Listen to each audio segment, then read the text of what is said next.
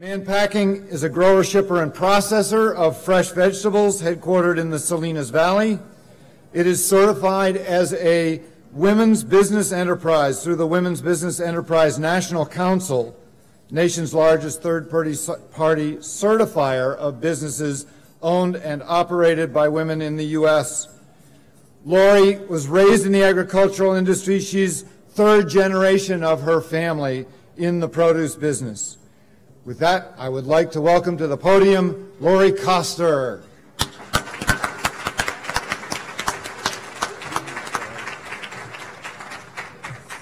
Good afternoon. Thank you, Brad. It's a pleasure to be here, and I see you've got lots of fresh berries and produce for lunch, so enjoy. Doesn't get much fresher than here in Monterey County. So it's my privilege and honor today to introduce our keynote, David Sedlak. He is the Malozemov Professor in the Department of Civil and Environmental Engineering at the University of California at Berkeley. Go Bears. We'll go Bears in there.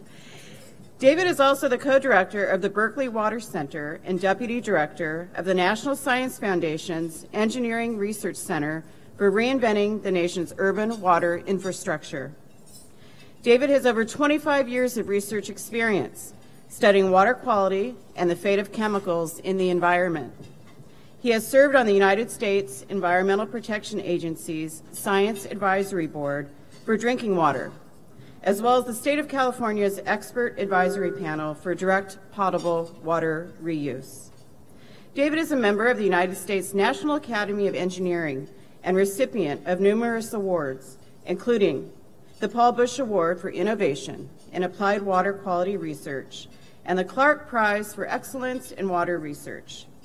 Sedlak is the author of Water 4.0, The Past, Present, and Future of the World's Most Vital Resource, and serves as editor-in-chief of the American Chemical Society's Journal of Environmental Science and Technology.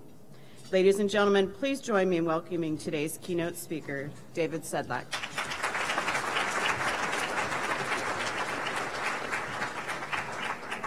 Thank you very much, and thank you very much for the introduction. Thanks to Sham and Mary Jo for taking care of the details so nicely.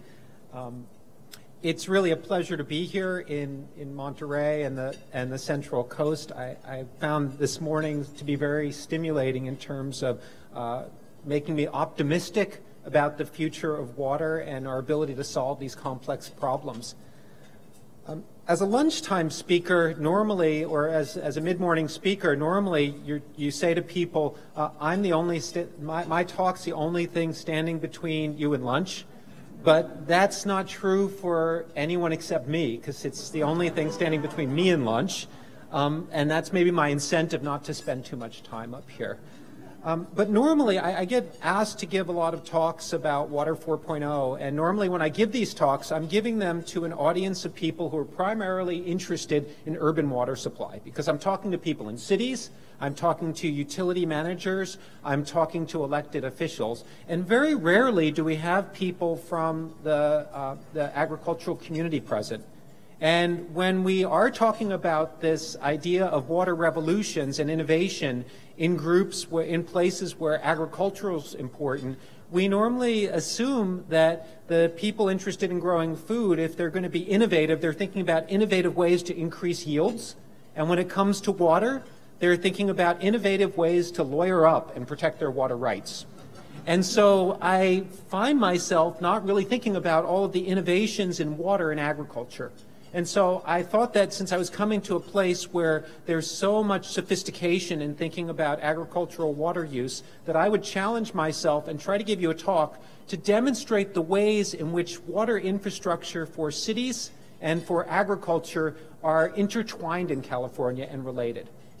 And I want to take this challenge to show you that for many years as we've developed our water systems, these two communities sometimes forget about how much they rely upon each other. And when we think about solving these problems, particularly here in the Central Coast, I think it'll be a key to some of these solutions. So that's how I want to do it. And the idea of Water 4.0, it's not that you have a 4.0 grade point average. It's that there are 4 revolutions in water, and we're currently going through the 4th one. And so the premise of the book is that change comes to water systems abruptly as the systems are no longer able to suit our needs. And so we talk about the first, the second, and the third revolutions as already have happened in North America and Western Europe and much of the developed world, and the fourth revolution being the thing we're grappling with now. And so let me start by thinking about this first water revolution. And I guess if I expand my horizons a little broader and think about agriculture, I'd go back to Mesopotamia and think about irrigation as the first water revolution. But in Water 4.0, I talk about the first water revolution as being really attributable to the Romans. So if you think about Rome and the Romans, they were great engineers. They gave us lots of fantastic innovations, and they're really fun to learn about. But the two that are most relevant to thinking about the problems we're here to talk about today are water supply and sewage disposal. So if you think about the Roman Empire, at the height of the empire, there were close to 1 million people living in Rome, and they were getting water from a gravity-fed system that brought water from about 10 or 20 miles away. And the per capita water use in Rome was something like 100 gallons per person per day. So kind of like contemporary California water use. And after that water was used, it had to all go somewhere. So where did it go? It went into the sewers. So the Romans also invented the cloaca, or the sewers of Rome, which took that water after it was used and put it into the sewers, went underground through the city, and it went out into the nearest water supply. And that idea of the Romans was really revolutionary, and it's the basis of almost all of our big cities in the world today. So when Western Europe started to develop during the Industrial Revolution, they dusted off the Romans' plans and built their own version of Water 1.0. And in North America, when we started to grow, we also adopted a version of the Roman system of gravity-fed water systems. So to me, one of my favorite ones, maybe because I grew up in New York, is New York's water system. So New York's water system is like the Roman system multiplied by 10. It brings water by gravity from about 10 times as far away, and it serves almost 10 times as many people. Over 10 million people get water in New York City from the Catskills and Croton systems. And it's also chock full of engineering innovations. The largest continuous underground tunnel is there as part of that aqueduct that brings water down to New York City. And after that water is done, it goes underground, into the sewers, and it goes out into the nearest water body. So we kind of have a modern version of the Romans' water system, just built large. We also have water innovation in California, but our water innovation didn't come from having high populations, and it didn't come from agriculture. Our first bits of water innovation had to do with the gold rush. So you can see here 2 pictures from the hydraulic mining period of the gold rush. So after all, like the big hunks of gold were found in the streams and people panned them out, the way we got gold out of the hills is we took water and we put it through a device called a monitor, and we blasted water off of the hillsides and captured it in troughs of mercury, and then we boiled off the mercury, and there we were left with gold. And in order to do that, we built flumes and we built ways of diverting water long distances to get it to where we did the hydraulic mining. And that kind of was like a period in California history that was important, mainly because it started to create this crazy patchwork of water rights that we talked about before lunch. This idea that if you develop a water supply and you're there first and you claim it, it's yours. Forget about shares, forget about sharing with your neighbor or allocating or doing something that's economically smart. You made the investment, it's your water. And so this underpins a lot of our water rights here in California. You know, the hydraulic mining period didn't last that long. We got the easy stuff quickly. We silted up our rivers so that people couldn't get from San Francisco to Sacramento by boat anymore. And so eventually we stopped hydraulic mining and turned our attention to other things. And the other things we turned our attention to were growing food and taking oil out of the ground, 2 things that are kind of very important still here on the Central Coast. And so in this period after hydraulic mining, we turned to bringing water infrastructure projects online to allow us to make agriculture more productive. So here are 2 figures. One is the Merced Irrigation District, and the other is a shot of the Imperial Valley. And this is this idea that in the early part of the 20th century, we found that you could increase the value of agricultural land if you built canals and you brought water in, because no longer did you have to grow grains and other things that relied upon rainfall. You could grow high-value crops that used lots of water. And so during that period, many communities in California started building irrigated agriculture and being a lot more profitable. And through the period of the Depression, from like the 1930s through Pat Brown in the 1960s, we expanded this system, and that's a story that I think I don't have enough time to tell today, but we eventually ended up with this map here, where we have these state and federal water projects shown in yellow and red, and we also have the individual projects built by cities. And that brings water primarily from the mountains, the snowmelt from the mountains and the rainfall in the mountains, down to the farmers and the cities that needed it. And with the possible exception of San Francisco's Hetch Hetchy system, or the East Bay's McCollum system, or Los Angeles's East Side project that brought water down from the area east of the Sierras, most of these systems serve both cities and farms. So if you think about the state and federal projects, or you think about the Colorado River project also shown on this inset, we bring water down, large quantities of water from far away, and it's part of Western development. And Western development in the periods of from the 1930s to the 1960s was both growing more food and bringing more people in. And this in some ways is a miracle, because it allowed us to have some of the most productive agriculture in the world, and it allowed us not to worry about how many people were going to show up in California. So during the 20th century, it was possible to grow the cities of Los Angeles and San Francisco, as well as much of the rest of the Southwest, without really worrying about running out of water, because we had these remarkable imported water systems. And so I think this can rightly be considered a real revolution of sorts. Now, one of the problems with bringing all that water in is, I mean, it's a wonderful thing. It allows you to grow more food, and it allows people who live in cities to take showers and baths, which is a wonderful thing, right? If people don't take showers and baths, if they have to haul the water up from a pump, they're not going to do it that often. Is that when you have all this water in a city, you start producing a lot of wastewater. And so what happened as these large imported water systems developed, not only in the West, but in Western Europe and the Northeast, is we started introducing more wastewater into our rivers. And in Water 4.0, I talk about a period at the end of the 20th century when upstream community sewage started to contaminate the drinking water supply of downstream cities and make people sick. And the example that I talk about are the cities of Lowell and Lawrence on the Merrimack River in Massachusetts.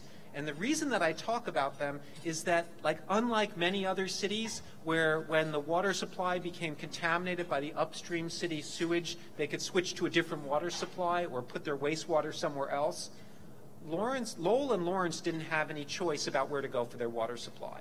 That is, Lowell was going to be upstream no matter what they said, Lawrence was going to be downstream, and Lawrence only really could draw water out of the Merrimack River. And so people got sick with typhoid fever, and so when the people who were in those communities became desperate, they did what desperate people normally do: they put their faith in engineers. And the engineers in question here were some pretty smart people from MIT's Lawrence Experimental Station, and the engineers there gave them the slow sand filter. And so the slow sand filter made it possible for people living in Lawrence to drink sewage-contaminated water and not get sick. And this idea of water filtration as a way to prevent disease spread very quickly around the world. And so these figures here show you the result of some studies of typhoid fever incidence. So you read the y-axis here as the incidence of typhoid fever, number of people per 100,000 over time, and you can see these different landmarks when either water filtration was introduced or later drinking water chlorination was introduced. And in all cases, once we start putting drinking water treatment in, these diseases go away. And they go back to some low background level that comes from people like Typhoid Mary serving people lunch. Oh, sorry, we don't have typhoid in Monterey. It's hepatitis you got to worry about. Anyhow, but it's clean here. It's clean here at the Embassy Suites. So go ahead and eat your lunch in comfort. Anyhow, I hope I don't get thrown off the podium for that. Anyhow, what you can see here is that this was really a miracle. And the demographers who studied this found that more than all of the medical devices developed during the 20th century, drinking water treatment did the most to extend people's lives. There's something called Hazen's theorem, which says that for every person whose life was saved from dying from typhoid fever, there were 2 more people who survived from other diseases that they would have gotten from their drinking water. And so it really is like a miracle that people could treat their water and have sewage contaminated water in their water supply and stay healthy. So I think I could rightly call this Water 2.0, the second revolution in urban water, because once that idea of drinking water treatment was invented, no one would dare serve someone a piped potable water supply without treating it by chlorination and filtration or some sort of disinfection step. Now, that's the story I tell in Water 4.0 as a second revolution. And there's a revolution that almost happened but didn't quite happen that I also talk about in Water 4.0. And I think it's particularly germane for people here thinking about this intertwining of agriculture and urban water supply. Because in that period of the 19th century, when we started to see people getting sick from waterborne diseases, we also had this problem that we realized that we might run out of fertilizers and we wouldn't be able to feed people anymore. So at the end of the 18th century, Justus von Liebig came up with this idea that plants needed nutrients like phosphorus and nitrogen to grow. And at that period of time, we didn't have the Haber-Bosch process, so we couldn't just fix nitrogen from the atmosphere to make fertilizers. And we didn't really have great sources of phosphorus. We were busy digging up bird poop on islands in the Pacific and shipping it to our farmers. And we were mining Chilean caliche, or potassium nitrate, and using it on our farms. And we could see that the end was in sight, that as populations continued to expand, we might run out of food. And so the thinkers of the time became very interested in this idea that maybe we were going to run out of food, and there was this source of nutrients that we were letting despoil our rivers. And so people like Victor Hugo and Karl Marx were very interested in this idea that we should be taking all of this sewage, which was a missed opportunity, and putting it on the land as fertilizer. And this idea was particularly potent in continental Europe. I think the United Kingdom kind of dismissed it and didn't really follow through with it because they had this great big empire and they could bring all this stuff to them. But in France and Germany and much of Europe, there was this movement towards sewage farming, this idea that you take the sewage that you generate in your cities and you put it on the land. And nowhere was this pursued more vigorously than in France, where downstream of Paris and the wonderful sewers of Paris, you know, that you maybe remember from like Ratatouille or the Phantom of the Opera, downstream of those sewers, they created a network of sewer farms that grew the produce that was consumed in Paris. And you can see this diagram here showing the sewer farms of Paris, and they were a practical way to clean the wastewater that went into the city. And the French had plans to greatly expand this as the city continued to expand. And here in California, at the turn of the century, we were also sewage farming enthusiasts.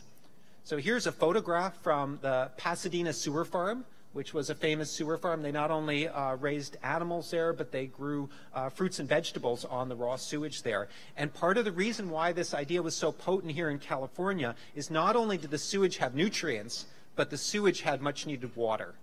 And so in California, we couldn't see the idea of wasting that valuable resource, the nitrogen, the phosphorus, the organic matter, and the water in the sewage by letting it go out to the ocean. And so we had this period, this heyday period of sewage farming where it looked like agriculture and cities were coming together to solve a water issue.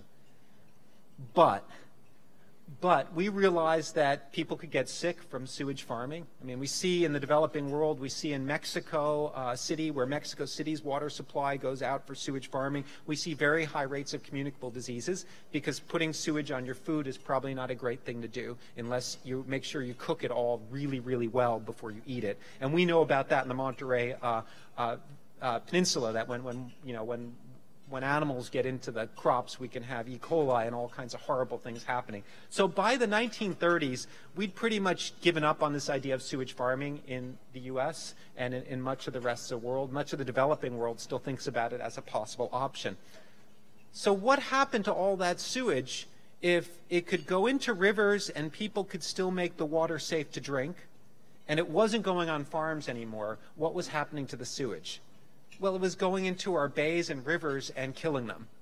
And so this is a plot here showing you fish kills in San Francisco Bay in the period of the first half of the 20th century. And the size of the fish tells you kind of like how many fish kills there were. And this is this phenomena that when you put raw sewage into a bay, it sucks up all the oxygen as the microbes use it all, and then it produces an anoxic system. So when the oxygen runs out, the fish die, and when it gets really bad, the bacteria start breathing in sulfate as a terminal electron acceptor, and they make hydrogen sulfide. And I have a quote here from one of my predecessors at Berkeley, Charles Gilman Hyde, who said, the paint on the Port of Oakland buildings, as well as the metal doors, show the effect of attacks of hydrogen sulfide gas. In those days, they used lead-based paint, which was a white lead oxide compound. And there was so much hydrogen sulfide coming out of the mudflats of Emeryville and Alameda that it was forming a lead sulfide compound, which is gray, on the surface of the paint. So they paint the doors white, and a few days later they'd be gray because there was so much sulfide in the air. And you could imagine, right, that rotten egg smell of hydrogen sulfide, that was not a pleasant thing. And so people were starting to move out of Emeryville and Alameda. If you went across the Bay Bridge, you had to roll up the windows. I've had old timers tell me about having that experience because the sewage from the East Bay went out on the mudflats and putrefied. And in the South Bay, the sewage went out there and really messed up the South Bay ecosystem. And this is where another connection between cities and farms comes together, because in the first part of the 20th century, there weren't a lot of people in the South Bay. There wasn't a Silicon Valley. There was a Valley of Heart's Delight, where people were growing fruits and vegetables, and the canneries were putting this organic, rich wastewater into the sewers, and that was the source of a lot of the oxygen depletion and fish kills in the South Bay. So we bumped along in California and much of the rest of the United States and Western world with this situation where we put raw sewage into the environment and we stopped going down to the rivers to enjoy them. We stopped swimming in our rivers and recreating in them for a long time. Maybe some communities dealt with this issue, but it wasn't until the 1970s and the advent of the environmental movement that we got serious about solving this problem. So like after the Cuyahoga River caught on fire for the 8th time, people said, we've really got to do something about these problems. And so we started spending money on sewage treatment plants. And so with the passage of the Clean Water Act in 1972, we emerged in a program where the federal government helped to underwrite the construction or improvement of sewage treatment plants with the goal of making our surface water bodies fishable and swimmable again.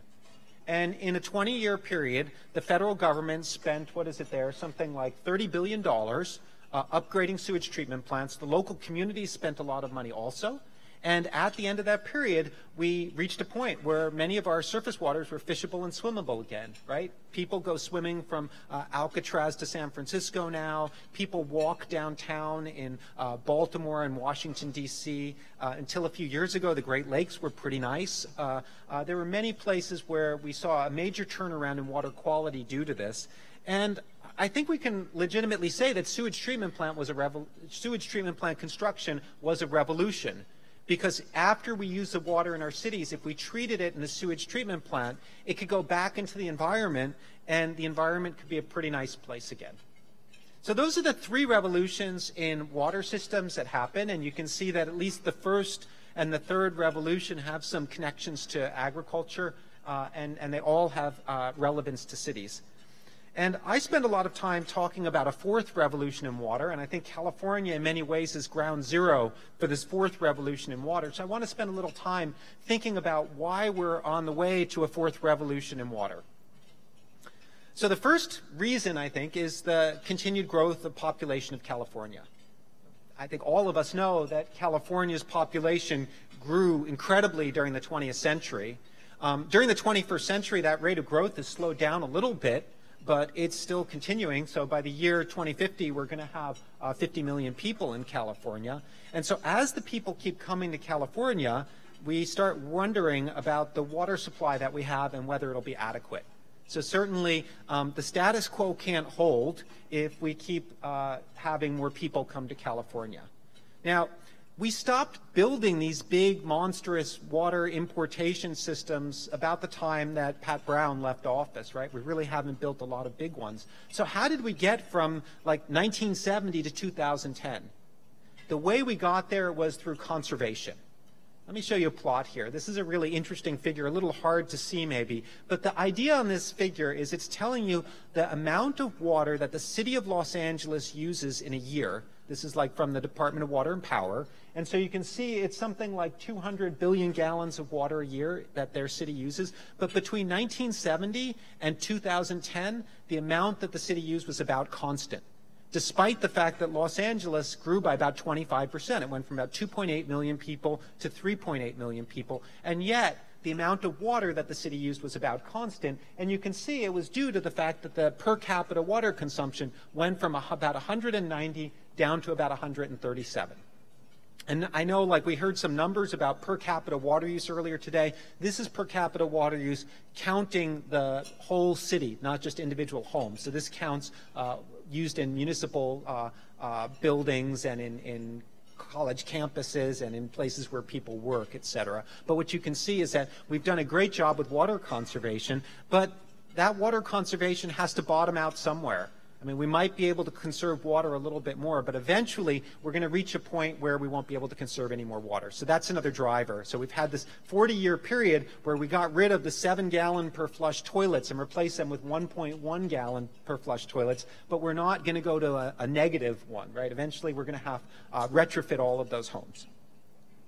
The second reason why I think we're on the way to a fourth water revolution is climate change. And we heard some things about climate change earlier today. We heard a statement just before lunch that by the end of the 21st century, the glaciers will be gone. This is a figure from the California Energy Commission. The study's a little bit old, but the science is still supporting it, basically showing that by the end of the century, we really won't have the glaciers or the snowmelt in the Sierra Nevada.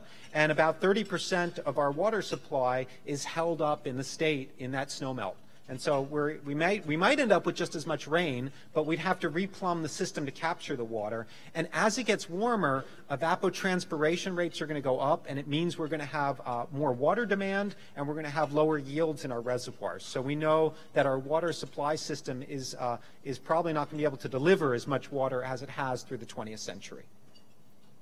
So this is my concept for Water 4.0, or this fourth revolution in water systems. And there are a couple things I want you to notice on this graph, on this figure here. First of all, is it's not called wastewater treatment anymore, right? It's called resource recovery. We've got that here in Monterey. We understand that. But everyone's going to start to understand that it's not wastewater. There's no such thing as wastewater.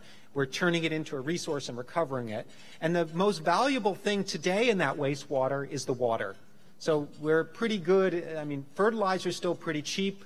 The organic matter is pretty cheap. The heat and the energy might be something we want to recover. But here in California, the most valuable thing, the most valuable resource in wastewater is the water.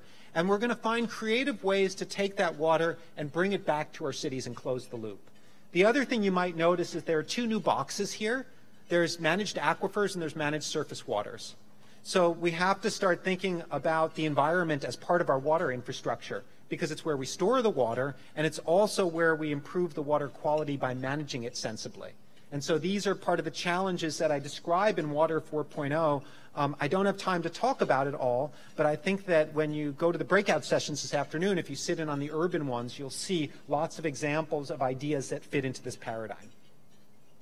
So when I give a Water 4.0 talk, and when I'm not hungry for lunch, I talk a long time about each of these faucets. So if you think about, like, this morning we heard about this all of the above approach, where we don't think that there's just one solution, but we do a little of everything. So I liken it to a series of faucets shown here, these 4 faucets, and you basically open them all up as in the way that makes sense for your particular community.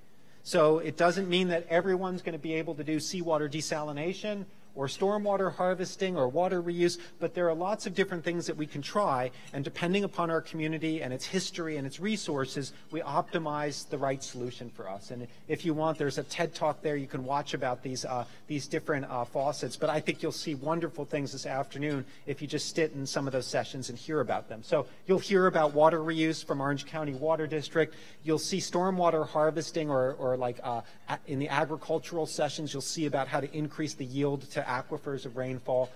No one showed up here to talk about seawater desalination, which is a bit of a shame. And of course, there are two sessions, one for agriculture and one for urban, about water use efficiency. So I could talk for hours about all of these, but I'm not. I just want to talk about 4 things here that I think are my observations for the Central Coast, and maybe a way to start the discussion going and give you some food for thought to complement your wonderful lunches. So the first thing I wanted to share with you is this idea that groundwater management is critical. We heard before lunch about this idea of changing water rights and thinking about it as a banking process, or making the analogy to banking. You can't have a bank account if you don't have a bank, and that bank account isn't very valuable unless the bank is well managed. And so I think it's important, as the Central Coast moves to this one water idea, to recognize yourselves not as utility managers or water resource planners, but as groundwater stewards. And so this idea of understanding the aquifer, understanding where the water is, where the water's going, what the water quality is, and who's taking water out of the aquifer are critical. And any tools that you can come up with to get more water into that aquifer, hey, that's like found money. So if you can capture more of the rainfall by changing the land topography, if you can recycle water and put it into the ground, that is very valuable, because people often forget that when we think about water, we don't think about a typical year, we think about that long drought. And this bank is critical to get you through a long drought. And here on the Central Coast, you're blessed with a wonderful aquifer, so it's very important to manage it. The second thing I wanted to share with you is this idea that conservation is politically easy, but in the future, it's going to become more challenging to implement. So talk to a politician, talk to a member of the public, talk to someone in the agricultural sector. No one will object to the idea of water conservation. And that's because we've gotten very far in the past with water use efficiency, and you'll see that in the breakout sessions today. There are many more things that we can do with respect to water efficiency. But we've also done a lot of them, and eventually all the low-hanging fruit is going to be picked off the tree. See, that's like the Monterey thing. Okay. And so I wanted to talk to you about 3 examples, just to get you thinking about why it might be hard to implement water conservation going forward in the future. The first one's that picture on the bottom there. That's a picture of a house in Albuquerque. I don't know, does anyone recognize the house? It's Walter White's house from Breaking Bad. I thought I'd put that in there.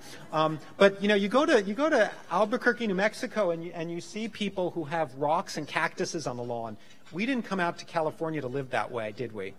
We don't want to necessarily have these lawns like people have in Ohio, but we need to use some water outside, partially for aesthetics and partially because of the urban heat island effect. So if you don't have any irrigation outside, you don't have shade, and you don't have evapotranspiration. So we're going to reach a point where it's impractical to further reduce outdoor water use. I'm not sure we've gotten there yet, but we're going to reach that point eventually. The second one is a picture of a YouTube video about another wonderful Australian innovation, and that's the recirculating shower. And so the first time I heard about the recirculating shower, I said, ew. And then I saw it, like this YouTube video, and I'm like, oh, I'd get one of those in my house. That's pretty cool. Because what you do is you shower, you get yourself clean, and then you turn on the recirculating shower, and you can stay in there without feeling guilty. But I think that's going to be a hard sell to the American public, even people in California who are progressive about water. So once you've put in the low-flow fixtures, once you've put in the low-flow toilets, the front-loading washing machines, the indoor water conservation becomes more expensive. And I've seen indoor water conservations projects where when you think about the cost in terms of dollars per acre foot, it's like in the Perrier zone in terms of what we ask the public to bear to save a small amount of water. And finally, the third one, of course, you all recognize, is the Regional Water Recycling Program, or the Purple Pipe Program, where the city's wastewater is being used for agriculture. And so if we're too good with water conservation in Monterey and Salinas, that wastewater is going to get saltier and less plentiful. And people have come to rely upon a certain salinity and a certain water quality and a certain amount of water. And so at some point, indoor water conservation in this particular area is not going to be such a great idea. The third thing I wanted to share with you is that potable water reuse requires effective engagement. And there's no example of potable water reuse engagement better, in my opinion, than the Orange County Water District. Because the Orange County Water District is one of the first proponents of potable water recycling, or the projects. They understand how to engage their community. And on the right-hand side is another YouTube video where they have people tasting recycled water from the recycled water plant and comparing it to tap water and bottled water. And they don't run away from the fact that it used to be wastewater. They talk about toilet to tap, and they own it. And they also do things like sending people who work at the utility out to talk to the public, but also to scientific conferences. And so Jason Didakis is here, but there are about 4 people from Orange County Water District who show up at these kind of events and show up at international conferences, and they learn about the latest innovations and they bring them home. In contrast, there are communities that have this old-fashioned view that if we hide from what this water is and call it purified water, or super clean water, no one's ever going to ask us what its history was and whether it's safe to drink. And there are communities that rely too much, in my opinion, on consultants to tell them how to brand it. There's a whole strategy, and we've done research on this and published papers on this, of legitimization of potable water reuse that I think we have to concentrate on. And the idea here is not only do we tell the story the right way, but we actually engage the community, and they bring them into the discussions and let them be part of the decision-making process. And we have transparency so the public understands that when something goes wrong, and eventually something will go wrong with every potable water reuse system, we are competent enough to handle the problems. The fourth thing I want to tell you may not want to hear. It has to do with seawater desalination. And I want you to imagine, if you will, what a desalination revolution would look like. Because if you've read Water 4.0, if you go and read it, you'll see that I'm not all that optimistic about seawater desalination. I liken it to driving an SUV that guzzles gas while there's still Priuses on the road. But I went to Israel last summer, and I had a religious experience. And my religious experience in Israel came from seeing the way that they transition their drinking water supply from surface water and groundwater to almost exclusively desalinated seawater, and how they use all of their wastewater, or nearly all of their wastewater, for agriculture, growing high-value crops. So in many ways, Israel is your sister city, or sister state, or sister region, if you want to think about it that way. And one of the things that the Israelis have done, and particularly been world leaders on, is reducing the cost and energy intensity of seawater desalination. And so seawater desalination in the last 15 years has undergone a mini revolution that's reduced the energy consumption by something like 70%. And the reverse osmosis membranes that they use are getting close to the theoretical energy limit.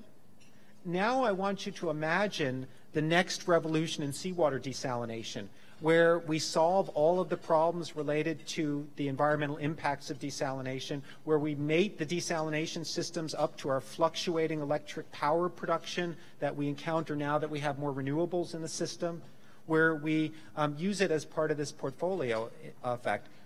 This idea of going to Israel and having a religious experience is not limited to me. Secretary Moniz, the Department of Energy Secretary in the Obama administration, went to Israel and also saw what they were doing. And at the end of the Obama administration, launched an initiative to have a water desalination research center as part of the Department of Energy. And there's currently in the budget a $20 million a year allocation for the DOE to study and take desalination to the next level.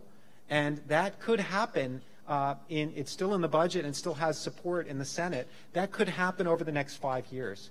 So I want you to think about what it would mean to the Central Coast if seawater desalination cost about half of what it costs now, and there were no major concerns about intakes and discharges of the water, and it could be operated in an energy efficient way.